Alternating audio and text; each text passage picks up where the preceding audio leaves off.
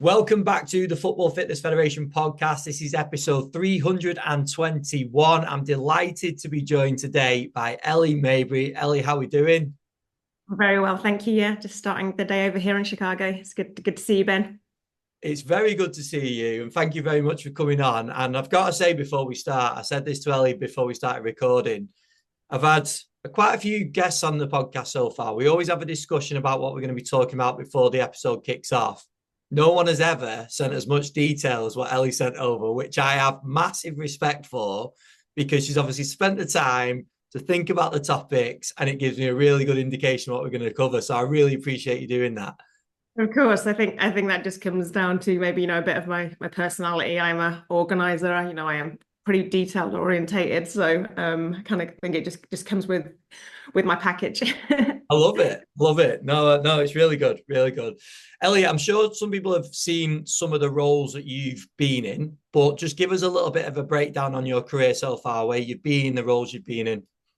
Sure, yeah, happy to. So I did a undergrad at the University of Birmingham in the field of sports science and materials technology. So I was dual honours, went to university with the intention, really, I knew I wanted to work in sport, really wasn't too sure where that would land.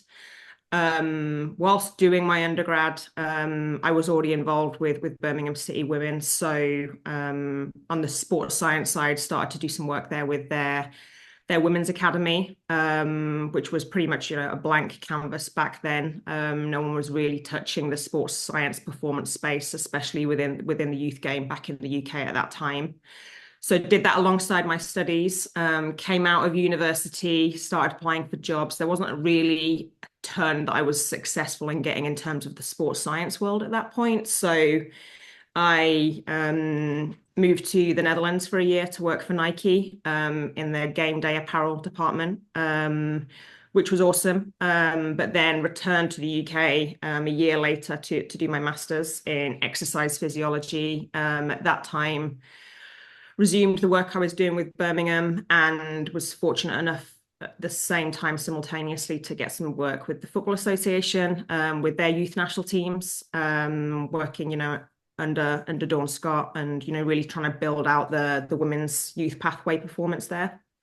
And from there, progressed to working with Birmingham with their team when they entered the professional league, when the professional league started back in the UK, long time ago now, feeling my age a little bit, and worked with them through a number of years before getting the opportunity to come to America to work with the US Soccer Federation with the youth national teams first and foremost for four or 5 years of head of sports science with youth national teams before transitioning into the role of head of performance for the women's national team at the end of 2019. In there, it probably sounds like a fairly linear career progression. Did have to take a few pit stops along the way. Nike, in the midst of all that as well, I did return to university to do my degree in paramedic science. Then was actually working as a paramedic before I got the opportunity to come to America, and a few other things along the way. So yeah, a little bit of a colourful journey, but I'm very thankful for the experiences I've had and the journey that I've had throughout the last 15 to 20 years. And what we'll do is we'll get up to date on what you're doing currently in a little bit, because I know we'll go into some detail on that. But just back to the career journey, because I know you mentioned a few sort of detours along the way.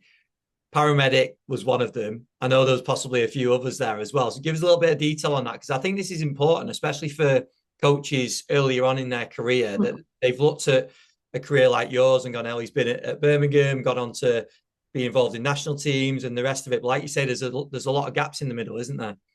Yeah, sure. And, a lot of that then came from, just needing to make a living. Although, my passion has always been within the sports science space, particularly, with female athlete performance support.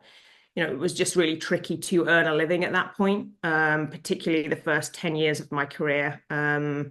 And despite having to do other jobs, other part-time jobs, going back to university, retraining, working as a paramedic alongside working at Birmingham and the FA and juggling a lot, It was more out of necessity. And I think back at that time, you don't really understand why you're having to do that.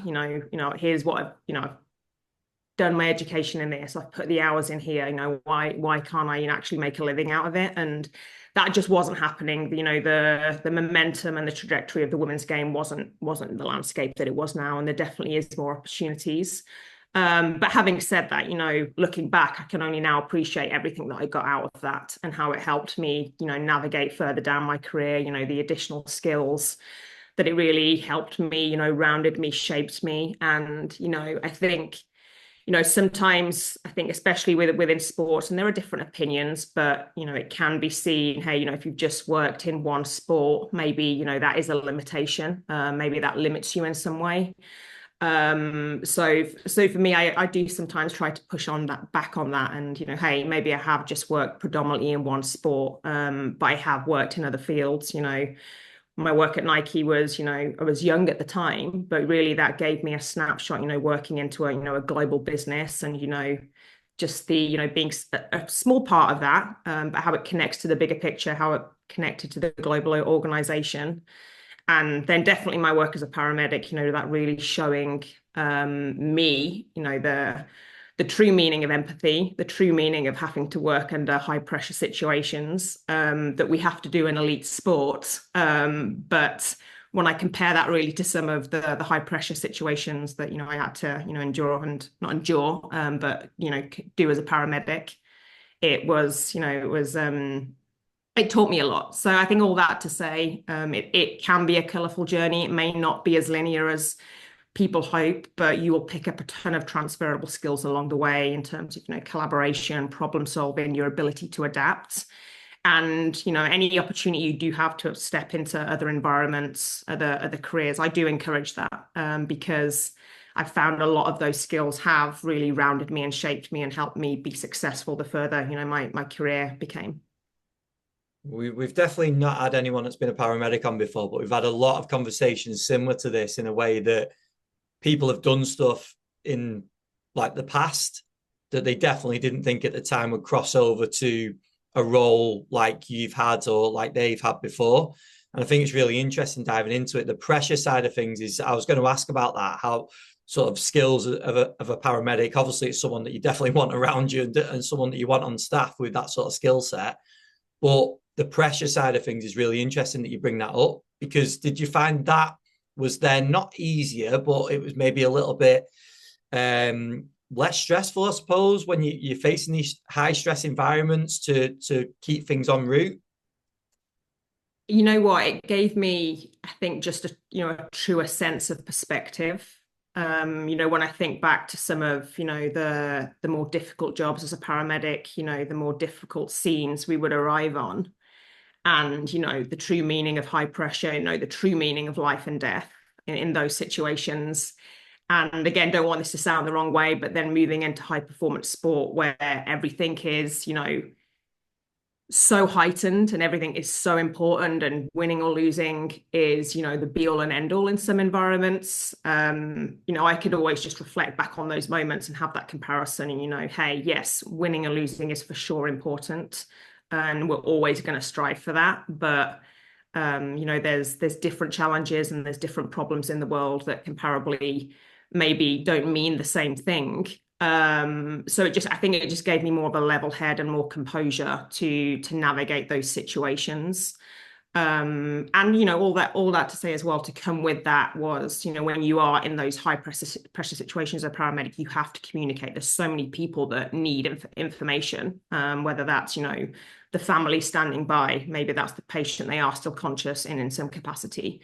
Maybe that's, the hospital that you're calling into, maybe it's the doctors or the paramedics that you're working with. There's so many elements of that, and then that's similar to high performance sport. You've got the coaches, you've got the players, you've got the medical staff, you've got the leadership, and it's a constant juggling act to make sure everyone's updated in the way they needed to be, at the timings they needed to be. So yeah, I think I did learn a lot of it and a lot from it, and I wouldn't be without it now. I think, maybe without that foundation and that experience, I would be a different person and maybe handle things differently. But yeah, I really am thankful for what that taught me.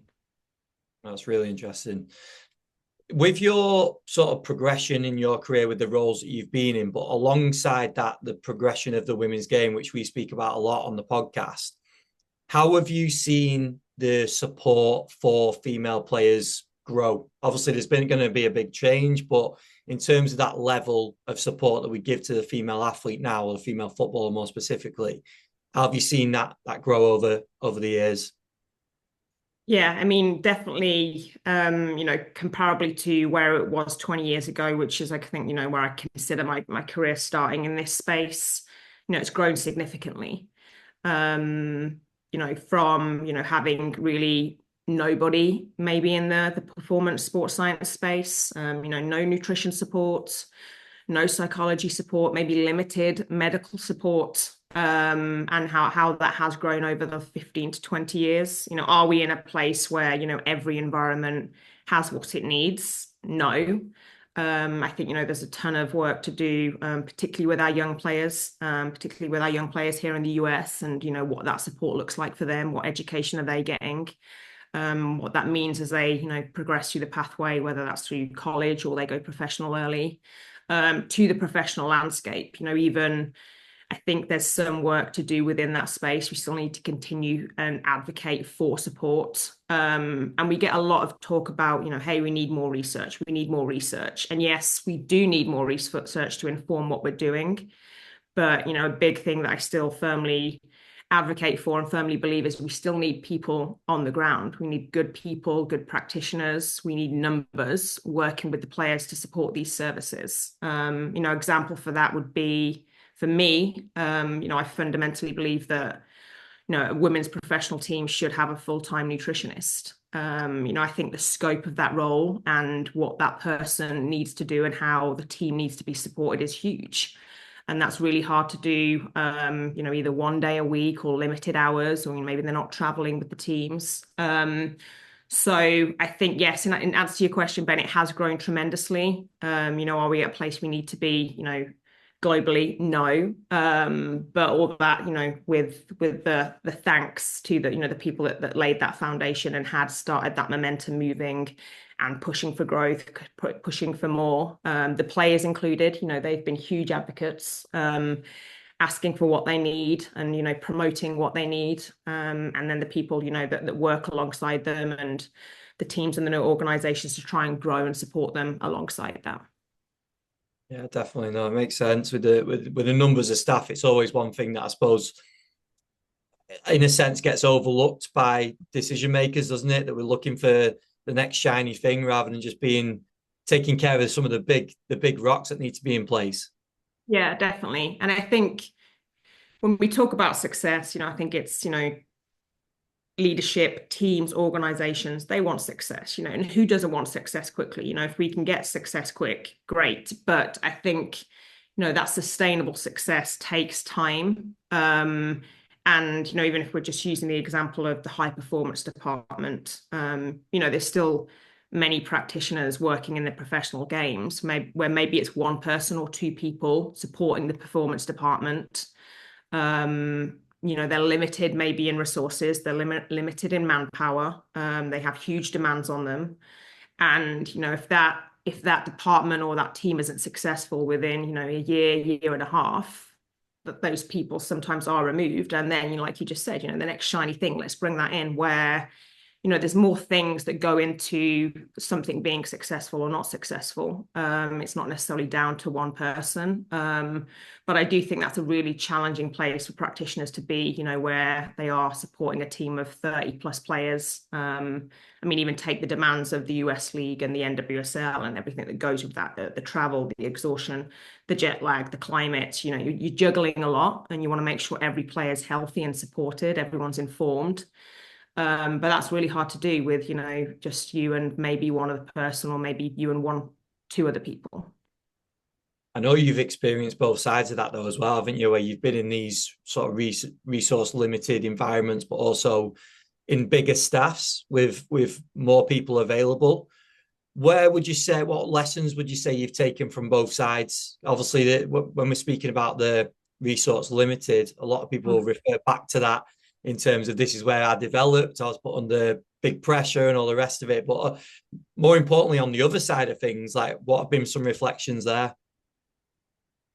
Yeah, so I think for me, the biggest difference that I felt and noticed, and then again, I can only really do this looking back. When I think about my work at Birmingham, we were definitely the underdog in that situation.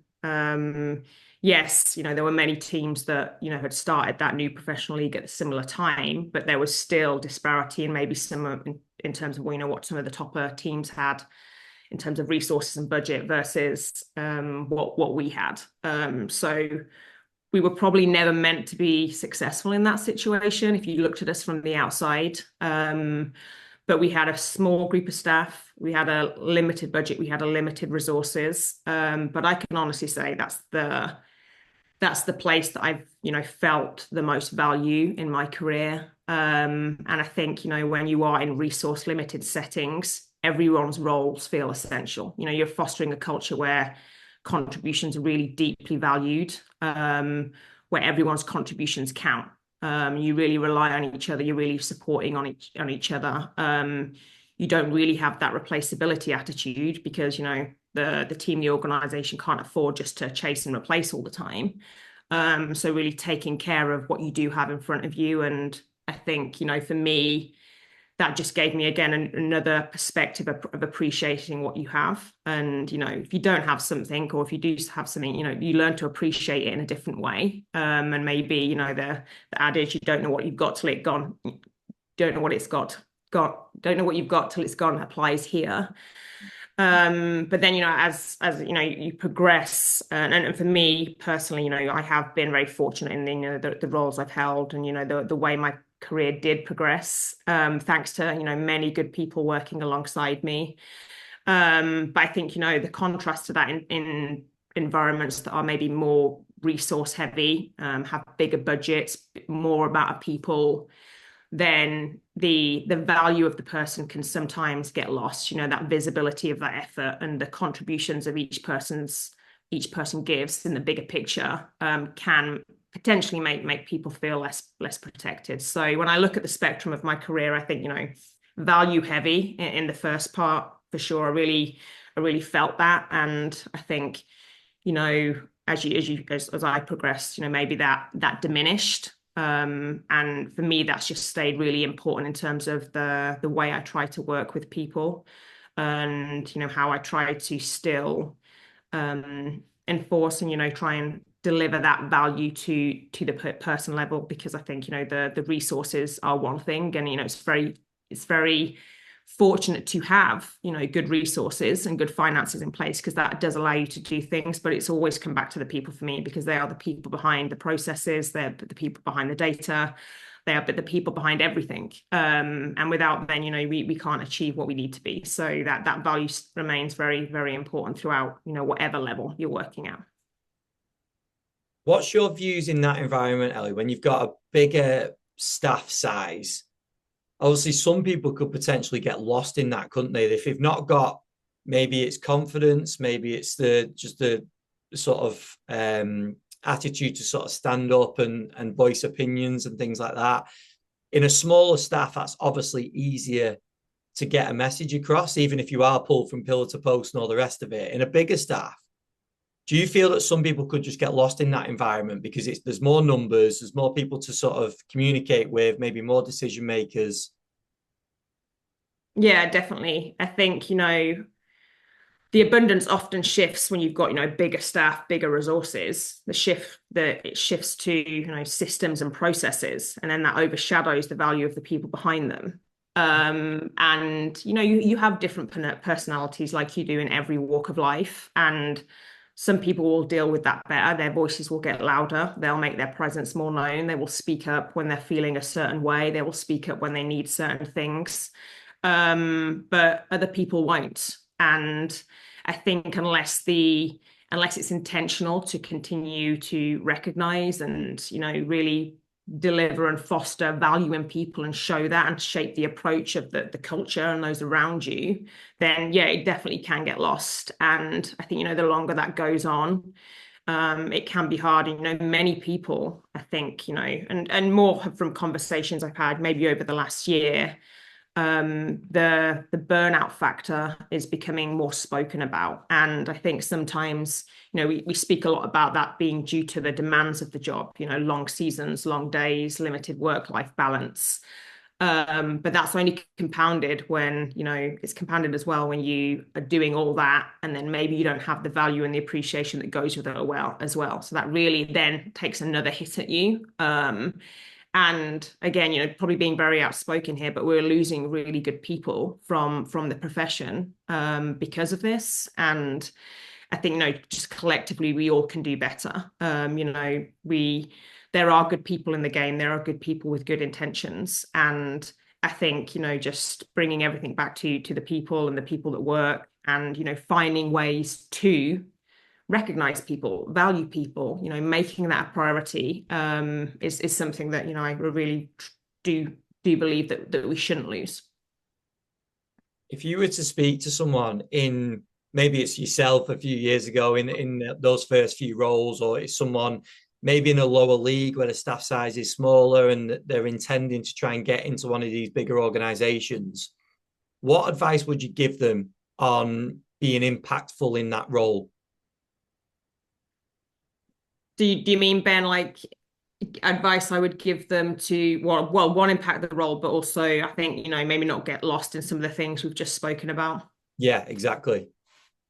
Yeah, I think that's a good question. When I look back at myself, I think it has, shaped a lot of who I am today, and maybe not in a good way. For a lot of my career, and still today now, I struggle with like confidence. I struggle with thinking, hey, I'm not good enough to be here. I struggle with thinking, what does this person think about me? I struggle with, if I say this, is it going to be interpreted the wrong way? And I think, when I look back, I think it's because, I didn't really surround myself with a ton of good mentors. I had a few people, but I was stabbing around in the dark a lot of the time for my early career, because there wasn't a lot of people working with me in the high performance departments that I was working with who had experience. We were just working it out together. So when I was trying to learn, I was predominantly trying to learn off either making mistakes or learn off myself.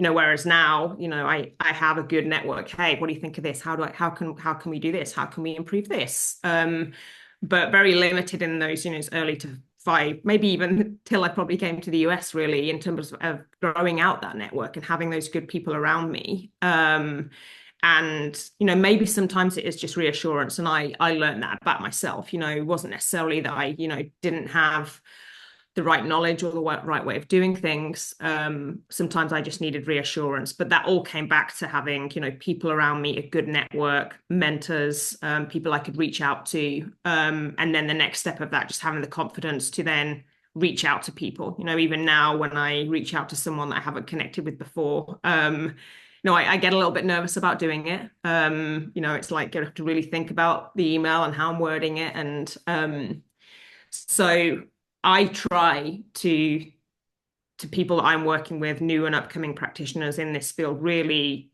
to make them feel from the get-go that I'm on their team. I've got their back no matter what. Good, bad, ugly. They're on my team. I'm going to be loyal to them. I'm going to support them. I'm going to make them feel valued.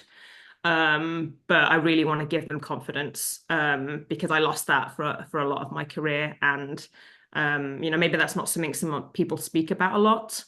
But for me, that would be my advice, really try and grow that network early on. And, you are going to come across lots of different people in this profession, but you will know the ones to associate yourselves with and the ones not to, and, just be really intentional with that. And yeah, that's probably what I would say on it. No, I really appreciate that, because I think that honesty and transparency will be massive for people, because they'll probably look at someone like yourself that's, like we said, been in the roles that you've been in and be like, wow, if Ellie still questions those emails and all the rest of it now, it's probably okay that I do that as well. And taking that advice on building that network, obviously, I fully agree with. I think that's really important, and doing that as early as possible also really important.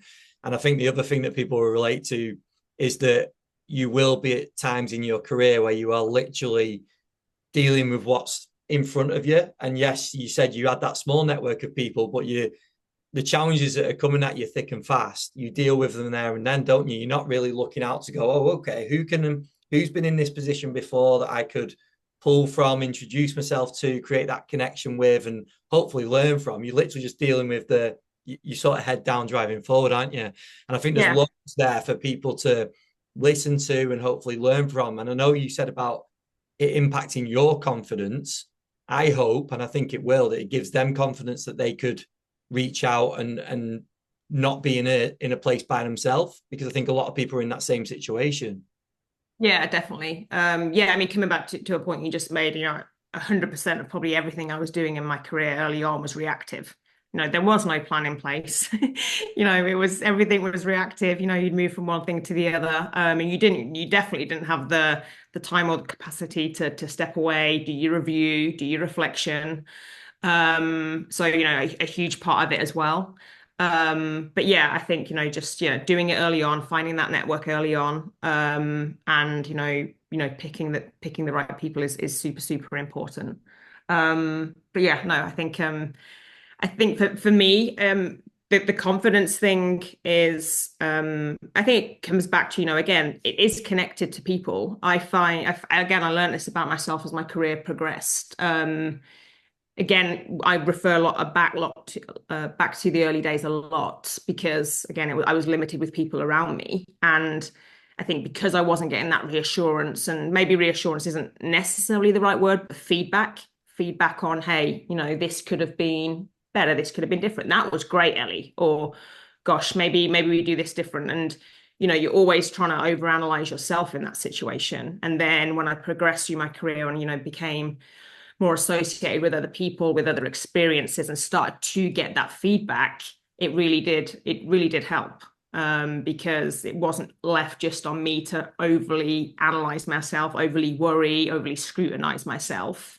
I actually became far more comfortable with other people criticizing me and, giving me negative feedback at some times, which is needed, than I did giving myself that, which was, a huge learning lesson. But from that, I did become more confident. Am I now the world's most confident person? Absolutely no.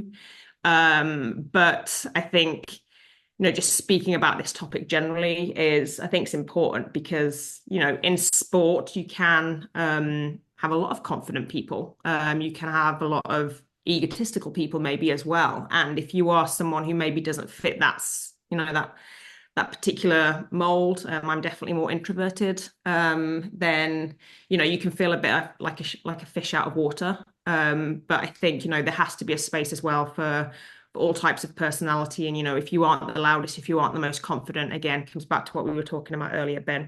Maybe people can get lost.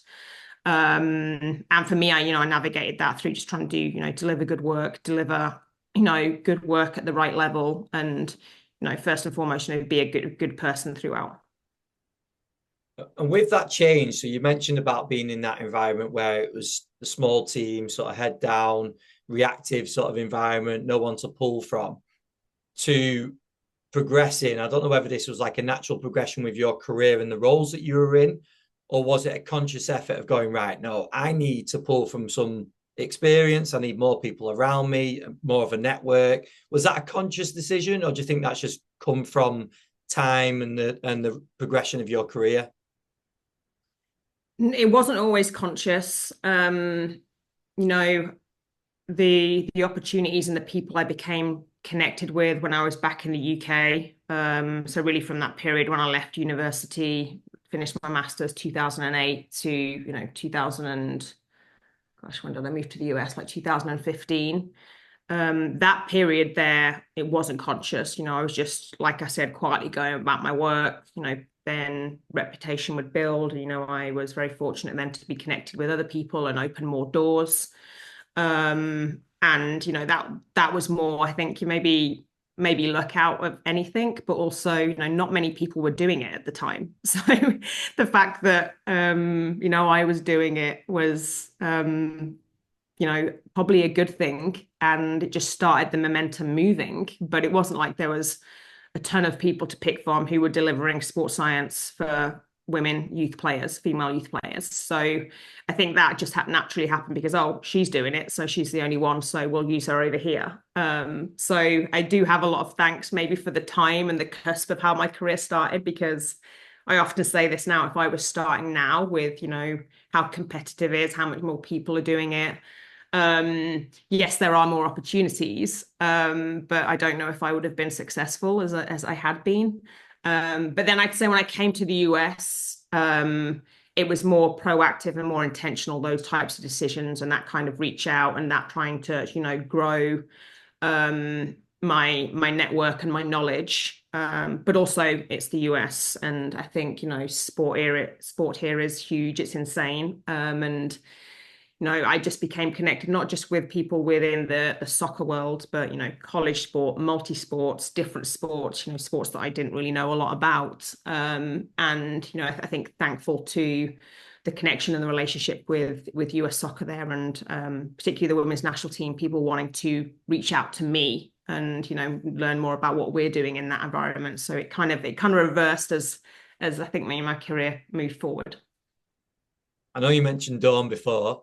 I like to Mhm. think that we've had a fair few of the champions of the women's game on the podcast. Hopefully, people that have pushed things forward. Is there anyone else? I love shouting people out and recognizing good work. Who else has had a big influence on what you do? Yeah, sure. I mean, just to say on Dawn, first and foremost, I wouldn't be where I am without Dawn Scott. Definitely, the opportunities I had at the Football Association. Dawn was pivotal in that. So really opened that door for me. And then again, coming to the US, she was the one who put me on the federation's radar, to make that initial move to move over to the youth teams. So a lot of respect and love and gratitude for Dawn. I just have to say that first and foremost. And then the second one for me, which the person I also like to speak about a lot, is James Bunce, who's now at Newcastle. James came to the federation as high performance director, our actual first high performance director. So he was, for me, just taught me so much about managing people, leadership, bringing people together, building out departments that were connected, building out processes that were connected. And James actually gave me a lot of confidence. I just always felt that James believed in me, and valued me. And I think that really did help with my transition from the youth national teams to the women's national team. He was very instrumental in that. He was a very big advocate for me. He really, gave me the confidence to step into that role, and not just pushed me into that role and, supported me in it, but, held my hand along the way. And just really was a great mentor, a great manager. And I think just again was a big champion of the women's game. He came to the US with maybe limited experience in the women's game, but was very humble and authentic in his approach and how he did approach that. And his willingness to learn and just be a team player was very, very impressive. I've heard quite a lot of people talking about that have definitely either grown up in the UK, moved to the US, or worked across both, talking about some of the differences in, maybe it is tied with the whole confidence side of things, where in the US it seems very much that people pick you up and push you forward. And I think in the UK, sometimes I think one of the analogies is the frogs in the bucket, where they'll just keep pulling you back down. Have you found that? Is that something that you've experienced? Not to put down the UK, let's just say that to start with, because I know there's some top work that people do here. But have you found a difference between the US and the UK in that sense? Yeah, I think, I really noticed it when I first came. I think now it's become normal to me, but I think just, the positivity that goes with everything. I think, even, just how, the players would speak to me, how the players would communicate with me. Again, maybe comes back to confidence, but I think a lot of it was just strikingly different in just that overall positiveness of the environment and how people did champion each other and how people did support each other. And I haven't lived in the UK for like 10 years now. I haven't worked in obviously sport in the UK for a long time. But I think that's one of the things that I still really appreciate about the US. That just the people's willingness not to just, support, but, get their hands dirty, step in and help when they need to, and just really bring the definition of what that teamwork is. And we're here to support you. We're not here to pull you down. If you're doing well, if you're doing good, if you're delivering, then we all are delivering.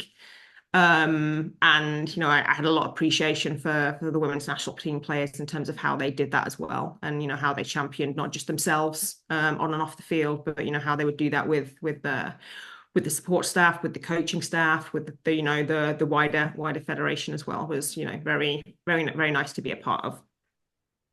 Brilliant. We've done a few episodes recently around the women's game and the support that we're giving to female players as well. And I know this will probably tie in with what you're doing currently, which we'll get onto in a second. But where do you see the support for female athletes at the minute in terms of where's the focus lying? Is it lying in the right area?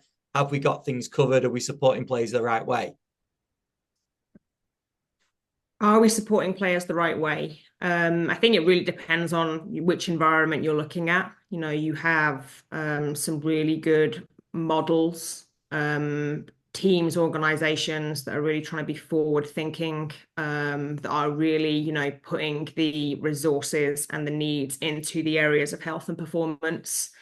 And then you have some environments that, aren't doing, I think, even what they should be in that area. And a big one for me and a big area that I'm still hugely passionate about is the youth landscape, and what that means for youth players. So in those environments, I think my answer to your question would be no, we're not doing enough to support our youth players. And again, I'm talking predominantly about experiences right now in the US and what it looks like here. Obviously we have a ton of young females playing across the country in different environments, different leagues. But when you look along that pathway, are they supported in terms of the areas of health and performance that are important? Are they getting education on menstrual cycle? Are their training loads being managed in the right way? Are they getting good education in terms of nutrition? And are we doing really our best to maybe limit them from some of the female and male issues, for example, Red S. So really that education and what a player needs from, their early development through their youth pathway and into, their older career, if that's what they choose. There are a lot of gaps in youth delivery. And that's a big area I'm continuing to advocate about, not just educating the player, educating the coaches, educating at the league level. Because again, there is a need to step into that. There is a need to do more. And right now, I think maybe it's the players that are losing out. We speak a lot about, hey, we're getting too many ACLs. Hey, we're getting too many of this. Hey, we've got a ton of stress fractures. Hey, we've got many overuse injuries. But when we peel the layers back, how are we actually trying to prevent that? How are we trying to be proactive with some of that support there? There is still very limited things being done. So I think we really need to push for that in the next 5 to 10 years to change, I think, the culture and the delivery of that within the youth landscape, especially over here. You just mentioned about that timescale then, sort of 5 to 10 years. Looking at that time, what would you like to see implemented? You've obviously just said about the importance of education in those spaces. Is there any sort of specifics that you like, right, in 5 years' time across the men and women's game in terms of the support we're giving to especially youth athletes, this needs to be in place? I think the change really needs to come. I think it's a little bit different here in the US. Governance and licensing maybe looks a little bit different comparably to the UK. It's a little bit looser over here. Yes, it does exist, but the frameworks and the robustness of that maybe aren't as exhaustive as they need to be. Should players be going to training without an athletic trainer present? Probably not. So for me, it looks like a change, really pushing for change at the league level and, really developing league initiatives, and, just stronger governance because at the moment, if a club wants to do something or doesn't want to do something at the youth level, maybe they have a lot of autonomy in that. But really to drive the change, it does have to come from the top for this particular example. So that, some of those frameworks and some of those stronger things that are needed in terms of that education, that delivery to keep our players healthy and safe, they have to be delivered. But right now there's nothing really hard and fast that's really, doubling down on that to demand that change. And the decisions can be a little bit tighter when it comes to that for sure. So I think it wouldn't necessarily be like a granular look at what, yes, we can get into that, but for me it comes from, that governance and that licensing to develop that. And, that's for me the first step to then build out further initiatives after that. And just on the other side, that's obviously player focused in terms of what we're supporting with the player. If we look at staff, how do you see that progression over the next few years, especially in the women's game? What would a department look like, do you think? Yeah, opportunities and whether things will change in terms of staffing structures. Yeah, I mean, I think we're starting to see it, especially across the professional landscape. We're seeing some instances where, hey, we're modeling maybe more of what a framework looks like from the men's game. I think we can analyze that a little bit more. But really, what are the core roles that are needed? Sometimes we have head of performances, but what they're actually able to manage in terms of people is very limited. They might have someone who's a performance staff alongside them. They might have someone who's a sports scientist. But I think the comprehensiveness of that, I think the UK are doing a really good job of it at the moment. The FA and the Women's Professional League are building out these female athlete health roles, designated positions, where they're not only, mandating that each club has to have that, but they're helping with the education and the support and the delivery of, upskilling and uptraining those people within the environments to fulfill that role. So definitely, with female health, that would be a big component. Who's going to deliver that? What is their expertise like? How are we developing these people? Sports science, data science, I think, just the natural trajectory of where data is going and how much we have on players. We still have environments that are collecting a lot of data and a lot of information on players, but really they're not the manpower or the processes or the resources to actually use that. We need to do better there. Nutrition was the other one I mentioned, obviously, Ben, in terms of what that should look like, in my opinion, for female players. And then, just that real, I think, focus on leadership within the department. What does that look like? Is it a medical person or a high performance person really stepping up? I think, there's different schools of thoughts to who that should be. But ultimately, that leadership performance position for me is important. But again, how are we supporting practitioners through that development and through that transition? Transitioning from a practitioner, and again, I went through the practitioner to, yes, you have, you try and model leadership within that role, but actually being in a leadership role is very, very different. It's different demands on you. And again, I often felt like I wasn't quite ready for that. And I think, just being able to really deliver that better and support our practitioners if that is the path they choose. And putting good people in leadership positions is another one. Brilliant. Ellie, bring us up to current day. Soccer Herformance. Give us a little bit of a rundown. What is it? What are you up to now? Yeah, so Soccer Herformance, I founded earlier this year. It's really just for me. I wanted to very much stay within the women's game. I wanted to make an impact across more environments. I want to impact the youth, I want to impact the college, I want to impact professional, I want to impact national, whatever level of the game, whether you're a coach, whether you're a practitioner, whether you're a player, whether you're an organization. I think, like a lot of this episode has spoken about, Ben, there is so much work that we need to do within the health and performance space, within the sports science space. And for me, it's an opportunity to continue to impact that. So I set up Soccer Herformance really just to drive that change, continue to drive that change, and continue to be the advocate, and work with organizations, work with players, work with clubs, to really continue to educate first and foremost, but just deliver services that are tried and tested, research driven, authentic, and just be, I think, a reliable voice, a reliable resource in that area, that people can go to, that people can use, to better support the players that they work with, whether that's through self-development or, the development of the people that work around them.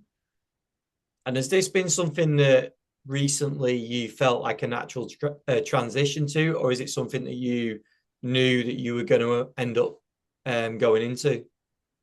I think after, the year or two before the 2023 World Cup, I was definitely starting to think about what's next. By that point, I'd worked as an applied practitioner for like almost 20 years. Was definitely feeling, some of the burnout that we'd spoken about in this episode. So there was always a big question about what was next. And I knew whatever did come next had to probably try and accommodate a better work-life balance. I felt I needed to be present at home more. I felt I needed to, not be traveling so much, away so much. I think, I just felt I'd given so much for that. And, I was putting parts of my life on hold for my profession and my career. So for me, a big part of this came from maybe not at this point stepping back into another full-time applied environment. Maybe that does happen in the future. Who knows? But I think I really wanted to try and see if I could make this consultancy work, if I could make Soccer Herformance work. I'd seen other people do it, and the challenges that they face. So I definitely knew it wasn't going to be easy. But I felt I just, had to try and at least make a dent on this and give it a go. And so that's really where it came from. And I'm probably only a few months into it now, so I have still. Sorry, my dog's just saying. Still have a long way to go. And it's taught me a lot. I've had to delve into different skill sets and different areas that I didn't really have a lot of knowledge on. But for me, I'm hoping I can be, more intentional about still being very positive and contributing to this space, whilst getting a bit of Ellie and my life back as well. Yeah, no, honestly, I really appreciate the honesty and like I said before, the transparency on this episode, because I think there's so many things you've touched on that, one, don't get talked about. Like, we don't talk about confidence in roles, like stepping into or stepping out on yourself, and the sort of challenges that you're facing now. There's a lot of things you've covered that I think will relate really well with coaches. And for someone so experienced like yourself, hopefully people listen and take on some of the advice that you've given as well, because I think there's been some crucial stuff in there. So I really appreciate you coming on and doing it. Yeah, no, thank you. And I think, I have changed in a lot of ways, but I also haven't changed as a person. And I think sometimes, this world, this profession can, make you feel like you have to change. You have to change who you are to fit in. And yes, you do have to evolve and develop and, become better in certain areas. But, if I look back, I can wholeheartedly say, I'm still Ellie. I'm, still Ellie that was on the field 20 years ago getting shouted at by Aoife Mannion's mum because I was making a runner yo-yo test at 12 years of age. We can laugh about it now. But yeah, I definitely haven't lost who I am. And, I think a big credit of that is to, the people around me, my family first and foremost. They allowed me to do this career. They stepped in and supported me when definitely parents should have long gone and not being having to support their child in that way anymore. So yeah, I think all that to say, stay true to who you are and grow in the ways you need to. But everyone's individual in it, and it's important to consider that. Yeah, that's a great point. And listen, we'll get another podcast in 6, 12 months' time and talk about the success of soccer performance, I'm sure. But Ellie, no, I really appreciate your time. Thank you very much for reaching out and also coming on. I really appreciate you doing it. Um, for people that want to either reach out, ask questions, just stay in touch with what you've got going on, where would you direct them to go? Yeah, so my website is www.soccerherformance.com. That really outlines, the mission and the more the services, what you can get from us. Social media, Instagram is just at soccerherformance.